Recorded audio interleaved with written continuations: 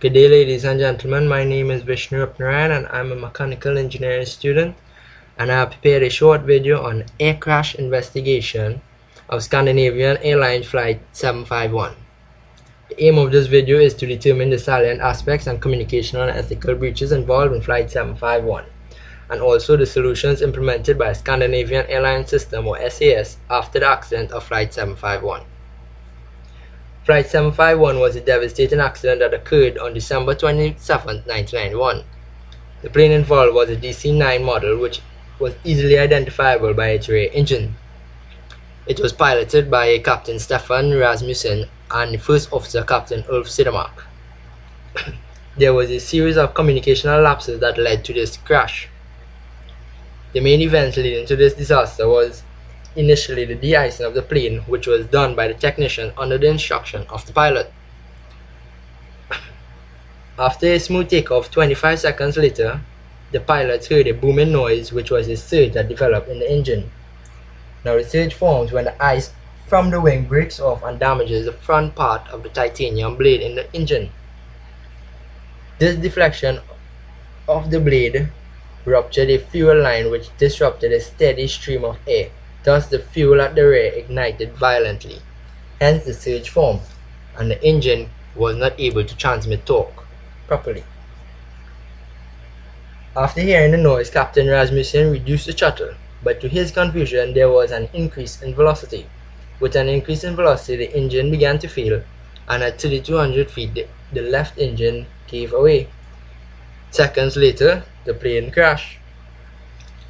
Some results from this accident were no fatalities, and 89 people were injured.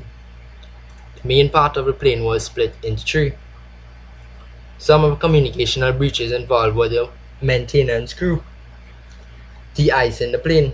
They told the pilot the plane was de-iced thoroughly, even though they weren't even sure.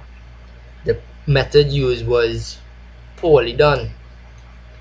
Another communicational breach can be seen with the pilot and the SAS services. Since the pilots were unaware of the automatic thrust restoration, when he had reduced the throttle, the ATR saw this as a dangerously low power setting and thus increased the speed. Hence the pilot cannot be blamed for the accident. Some of the ethical issues can be seen in this disaster are leaving the cockpit door open during the flight, and also the pilot talking to the media directly after the flight. During his conference with the media, he can be seen as a hero. However, this demonstrates poor professionalism on his part, even though there were no fatalities.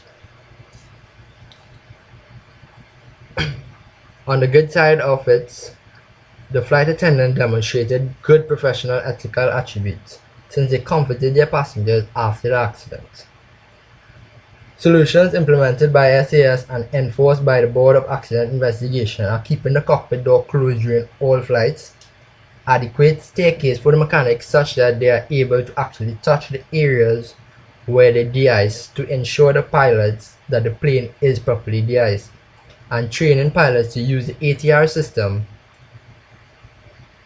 In conclusion, the communication between any two parties is vital in any situation, and a good ethical attribute contribute to making you a better professional. Thank you.